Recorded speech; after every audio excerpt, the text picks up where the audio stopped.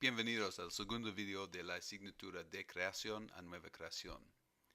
Unidad 2 es un estudio de los primeros 11 capítulos de Génesis y contiene algunos eventos muy importantes para nuestro entendimiento de la historia de la Biblia. En este video vamos a investigar el patrón que hemos visto en nuestro estudio de los capítulos 3 al 11 de Génesis. La tabla de página 19 nos da un resumen del patrón y podemos ver que contiene tres elementos: el pecado, el juicio y la misericordia. Entre la caída en el capítulo 3 y la torre de Babel en el capítulo 11, vemos 4 repeticiones de este patrón. Por ejemplo, en la caída, el pecado es la rebelión del hombre en contra de Dios. Adán y Eva quieren vivir bajo su propia autoridad en vez de bajo la autoridad de su Creador. Hay muchos aspectos del juicio. Para la mujer, dolor al dar la luz en el matrimonio. Para el hombre, aflicción en el trabajo. Y para la humanidad en general, expulsión del huerto de Edén, el lugar de las bendiciones de Dios. Pero en el contexto del juicio hay misericordia en la forma de una promesa. Génesis, el capítulo 3, el versículo 15 dice: Pondré enemistad entre tú y la mujer, y entre tu simiente y la de ella.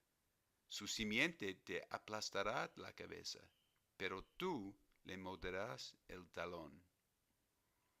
Entonces, en el capítulo 3, el patrón del pecado, juicio y misericordia es obvia.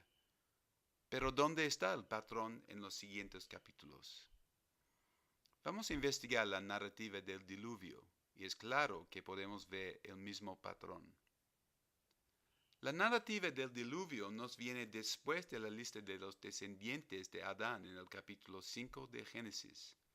El capítulo 6 comienza con una referencia al plan y comisión original de Dios a Adán en el capítulo 1 para multiplicar y llenar la tierra.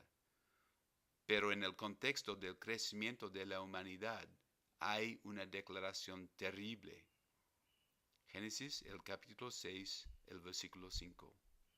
Al ver el Señor que la maldad del ser humano en la tierra era muy grande y que todos sus pensamientos tenían siempre hacia el mal. Es una condenación que contiene palabras fuertes, ¿no? La maldad era muy grande. Todos sus pensamientos, no solo algunos, tendían siempre, no solo a veces, hacia el mal. Como dice el resumen de página 19, el pecado es el pecado universal, es la naturaleza de la humanidad, en vez de las acciones de alguna gente dentro de la humanidad.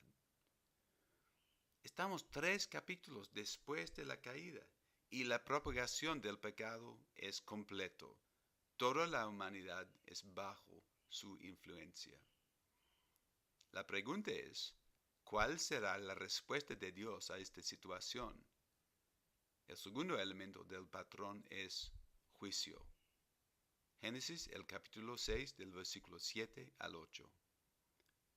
Voy a borrar de la tierra al ser humano que ha creado, y haré lo mismo con los animales, los reptiles y las aves del cielo.